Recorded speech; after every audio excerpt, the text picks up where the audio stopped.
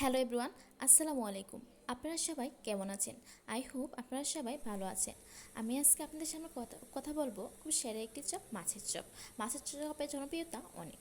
এটা খেতেও যেমন মজা, বানাতে খুব ইজি। প্রথমত আমরা চপের জন্য একটি চুলায় পাতিল বসিয়ে দেবো। পাতিলের মধ্যে মাছ এবং আলু সিদ্ধ বসিয়ে দেবো। সিদ্ধ করার মধ্যে এর মধ্যে দিয়ে দিব আমরা 1 কাপ আদা বাটা, 1 কাপ রসুন বাটা, 1 কাপ জিরা গুঁড়ো এবং ধনিয়া গুঁড়া ও পরিমাণ মতো লবণ ও হলুদ গুঁড়ো দিয়ে এটাকে পরিমাণ মতো সিদ্ধ করে নিতে হবে। সিদ্ধ করা হওয়ার পর যখন পানিটা শুকিয়ে নিতে হবে। পানিটা শুকিয়ে গেলে আমরা এগুলো তুলে নিব, একটি প্লেটে তুলে নিতে হবে। তুলে নিয়ে আমরা একটু অপেক্ষা করতে হবে ঠান্ডা হওয়ার জন্য।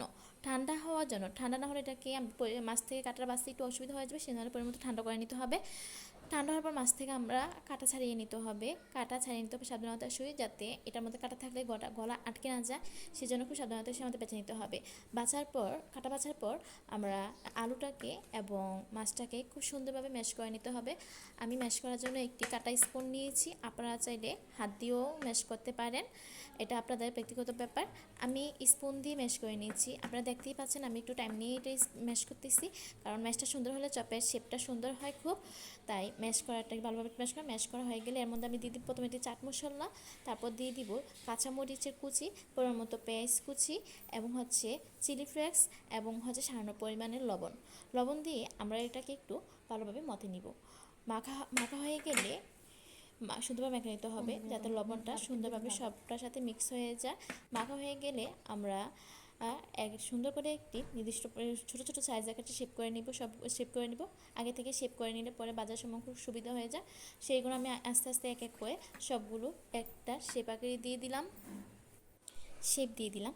দেখতেই পাচ্ছেন শেপগুলো আমার প্রায় হয়ে গেছে। এখন ভাজার সময় শেপটা যাতে নষ্ট না হয়ে যায়, সেজন্য আমি একটি ব্যাটার তৈরি করে নিব। ব্যাটার তৈরি করার জন্য আমার লাগবে 1 কাপ ময়দা।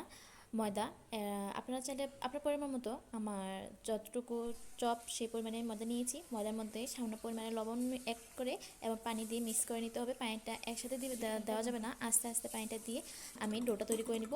বেশি পাতলাও না বা বেশি ঘনও না, মিডিয়াম আঁচে রাখতে হবে, যাতে ডোটা খুব পাতলাও না ঘনও না হয়। সেই রকম ডোটা তৈরি করা হওয়ার পর এর মধ্যে থেকে আমরা ডো থেকে চুবিয়ে আমরা কুসুম গরম তেলে ভেজে নিতে হবে। বাজার সময় খেয়াল রাখতে হবে যাতে চুলা হিটটা লো হিটে থাকে। এক পাশ হয়ে গেলে আমাদের অন্য পাশ খুব উল্টে পাল্টে খুব সাবধানতা সে ভেজে নিতে হবে। আপনারা দেখতেই পাচ্ছেন আমি এই পিঠ ও পিঠ খুব লো হিটে সাবধানতা সে ভেজে নিচ্ছি। ভেজে নিলে কালারটা খুব সুন্দর আসে, যেমন চপের কালারটা লালচে হয়ে যাবে, তখন আপনারা তুলে ফেলবেন। এই যে আজ এই পর্যন্ত, আপনারা ভালো থাকেন। আমাদের সাথে দেখা হবে পরবর্তী এক নতুন ভিডিওতে। আল্লাহ হাফিজ।